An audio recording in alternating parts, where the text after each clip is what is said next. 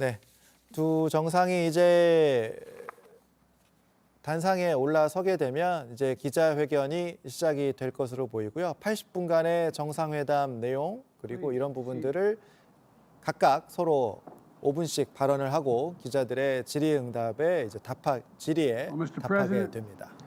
들어보시죠. 할 수 있게 되어서 기쁘게 생각합니다. 저희가 이미 여러 차례 만났죠.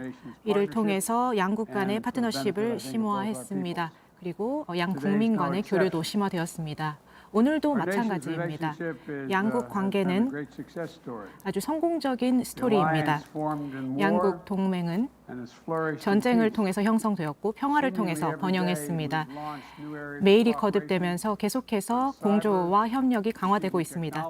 사이버, 전략적인 기술, 그리고 민주주의뿐만이 아니라 저희 미래에 중요한 모든 분야에서 협력이 강화되고 있습니다. 그리고 우리 협력의 핵심적인 가치 덕분에 동맹은 모든 국민을 위한 더 나은 미래를 구축하기 위한 것입니다. 그리고 그 좋은 사례는 바로 경제적인 파트너십입니다. 이를 통해서 양 국민에게 많은 혜택이 주어지고 있습니다. 또 인태지역 경제 프레임워크 하에 저희는 함께 경제 성장을 추구하고 높은 근로자들의 수준을 설정하고 또 환경을 위해서 또 지역사회를 위해서 높은 기준을 설정하고 있습니다. 우리는 함께 강압적으로 경제 질서를 재편하려는 힘에 맞서고 있으며 많은 한국 기업들이 이미 많은 투자를 미국에 유치함으로써 혁신을 주도하고 또 미국인과 한국인들을 위한 좋은 일자리를 만들어내고 있습니다. 또 상호 방위 조약은 철통 같습니다. 여기에는 우리의 확장 억제에 대한 약속도 포함이 됩니다. 뿐만이 아니라 핵 위협에 대한 억제력도 포함이 됩니다. 특히나 오늘날 북한의 위협이 고도화되고 있는 상황에서 그리고 미국의 제재가 이에 대해서 적용이 되고 있는데 이런 상황에서 더욱더 중요해지고 있습니다. 또한 북한과 외교적인 돌파구를 마련하고 또 한반도에서의 안정을 위해서 계속해서 노력할 것입니다. 이를 통해서 핵 비확산 조약을 확산하고 그리고 또 북한 인민의 인권을 지키기 위해서 함께할 것입니다. 대한민국과 미국은 함께 협력하고 있으며 또 저희의 한미일 3국 공조도 이어나가고 있습니다. 이를 통해서 인태 지역이 자유롭고 개방적이고 번영하고 또 안전한 미래를 만들 수 있도록 하고 있습니다. 윤석열 대통령님 정치적으로 담대한 결정을 내려주셨습니다.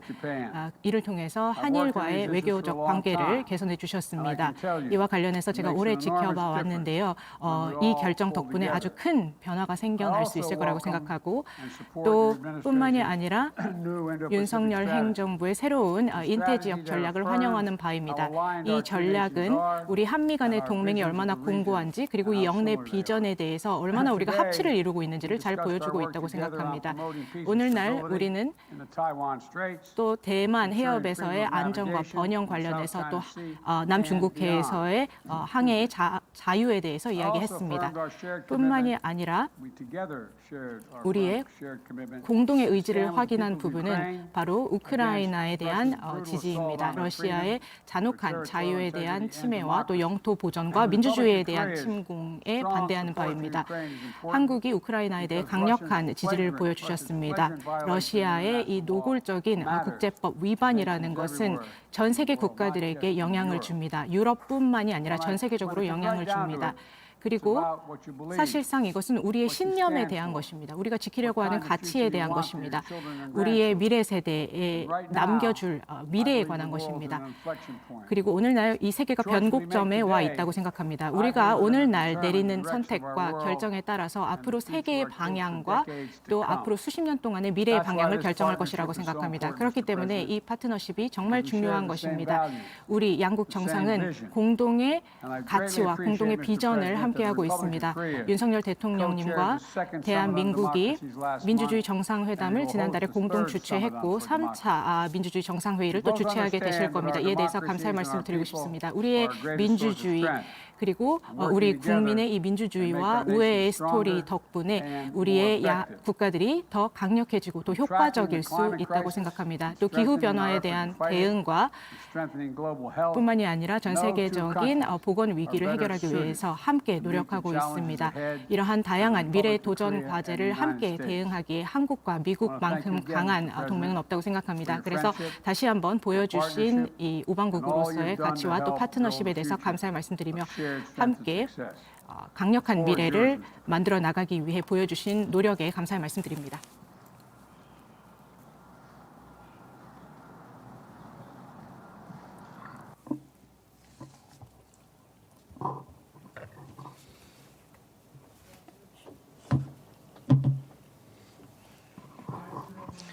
President Biden, thank you for your special and warm hospitality. I am very pleased to be making a state visit to the United States during this meaningful year that marks the 70th anniversary of the ROK-US alliance. Our two countries have overcome challenges and crises during the past 70 years based on the deep roots of freedom and democracy, building a value alliance that is strong, resilient, and sustainable. We are now being threatened by an unprecedented polycrisis.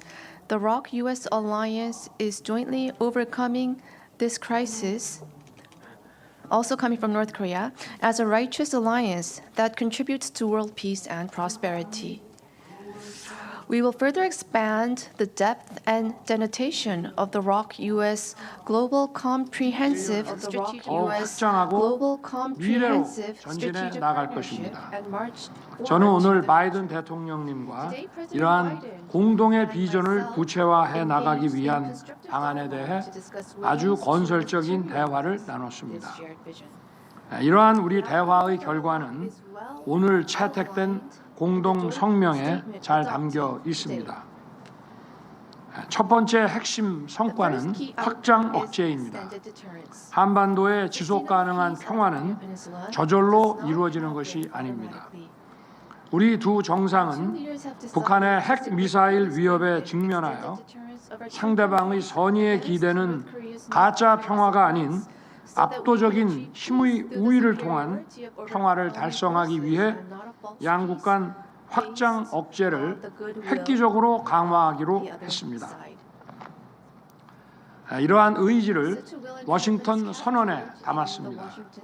바이든 대통령님은 한국에 대한 철통 같은 확장 억제 공약을 재확인했습니다.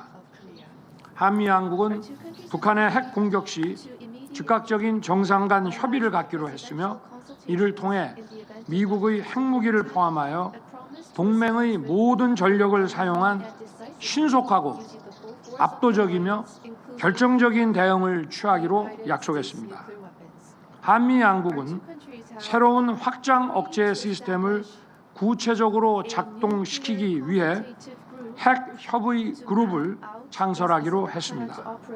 이제 한미 양국은 북한의 위협에 대응하여 핵과 전략무기 운영 계획에 대한 정보를 공유하고 한국의 첨단 재래식 전력과 미국의 핵전력을 결합한 공동작전을 함께 기획하고 실행하기 위한 방안을 정기적으로 협의할 것이며 그 결과는 양 정상에게 보고될 것입니다. 양국은 또한 핵 위기 상황에 대비하기 위한 도상 시뮬레이션 훈련을 더욱 발전시켜 나아가기로 했습니다. 그리고 미 전략 자산의 한반도 전개도 정기적이고 지속적으로 이루어질 것입니다. 저와 바이든 대통령은 이번 회담에서 이루어진 이러한 역사적이고 구체적인 합의를 바탕으로 양국 간 확장 억제 강화를 위한 협력을 계속해 나갈 것입니다. 다음으로 우리 두 정상은 양국의 국민 경제와 직결된 경제 안보 분야에서 전략적 파트너십을 한층 강화하기로 했습니다. 저와 바이든 대통령은 최근 반도체, 전기차, 배터리를 포함한 첨단 기술 분야에서 양국 기업 간 상호 투자가 확대되고 있는 것을 환영하였습니다. 바이든 대통령은 특히 한국 기업들의 투자와 사업 활동에 특별한 지원과 배려를 아끼지 않을 것이라고 했습니다. 우리는 미국의 인플레이션 감축법과 반도체 과학법이 첨단 기술 분야에서 양국 간 공급망 협력을 더욱 강화시켜 나아갈 수 있도록 긴밀한 협의와 조율을 해 나가기로 했습니다. 양국 간 첨단 기술 분야 파트너십도 더욱 강화될 것입니다. 한미 국가안보실에 차세대 신흥 핵심 기술 대화를 신설해서 이러한 협의체를 통해 반도체, 배터리, 바이오, 퀀텀 등 첨단 기술 관련 공동 연구 개발과 전문 인력 교류를 촉진시키기로 했습니다. 또한 떠오르는 첨단 기술 분야인 양자 과학기술 분야에서 양국 간 협력 강화를 위한 별도의 공동 성명도 채택했습니다. 저와 바이든 대통령은 앞으로 한미 동맹이 사이버, 우주 영역으로 확장될 수 있도록 한미 상호 방위 조약을 사이버, 우주 공간에 적용하기 위한 논의도 개시하기로 했습니다. 이번에 채택된 전략적 사이버 안보 협력 프레임워크를 통해 한미 양국이 사이버 위협에 공동 대응하고 정보 공유, 수집, 분석과 관련된 협력도 심화해 나가기로 했습니다. 우주 분야 역시 양국 간 협력 잠재력이 큰 분야입니다. 저는 이번 방미 계기에 나사 고다드 우주센터를 방문했습니다. 바이든 대통령은 우리의 우주항공청 신설을 환영했으며 우리는 우주항공청과 나사 간 협력을 적극 추진해 나가기로 했습니다. 국방 분야 FTA라 할 수 있는 국방 상호 조달 협정 체결을 위한 협의도 가속화해 나가기로 했습니다. 저와 바이든 대통령은 양국 미래 세대의 교류를 적극 뒷받침해 나가기로 했습니다. 이러한 노력의 일환으로 한미 청년 특별 교류 이니셔티브를 출범시켰습니다. 2023년 한미 동맹 70주년을 기념하여 2023명의 이공계 및 인문사회 분야 청년들 간의 교류를 위해 양국이 총 6천만 불을 투자할 계획입니다. 여기에는 200명의 학생들을 지원하는 역대 최대 규모의 풀브라이트 장학 사업도 포함시키기로 했습니다. 마지막으로 저와 바이든 대통령은 인도 태평양 지역의 안정과 평화 구축을 위한 핵심 파트너로서 양국의 인태 전략 이행 과정에서 더욱 긴밀히 협력하고 지역과 글로벌 도전 과제 해결을 위한 공조를 심화해 나가기로 했습니다. 바이든 대통령은 특히 한일 관계 정상화를 위한 우리 정부 조치를 강력히 지지했으며 우리 두 정상은 한미일 3국 협력 강화를 위한 노력을 지속하기로 했습니다. 우리는 러시아의 우크라이나 침공과 같이 무고한 인명피해를 야기하는 무력 사용은 어떠한 경우에도 정당화될 수 없다는 공동 입장을 확인하고 국제사회와 함께 우크라이나를 지원하기 위한 협력을 지속해 나가기로 했습니다. 이 외에도 저와 바이든 대통령은 기후변화 대응, 국제개발 협력, 에너지와 식량 안보 등 주요 글로벌 이슈에 관해 양국이 주도적 역할을 수행하기 위한 방안에 대해 협의했습니다. 오늘 바이든 대통령과 회담을 통해 한미동맹 70년 역사의 새로운 장을 열게 된 것을 기쁘게 생각합니다. 아울러 저와 바이든 대통령은 자유사회를 위한 우리의 신념과 비전이 일치함을 다시 확인했습니다.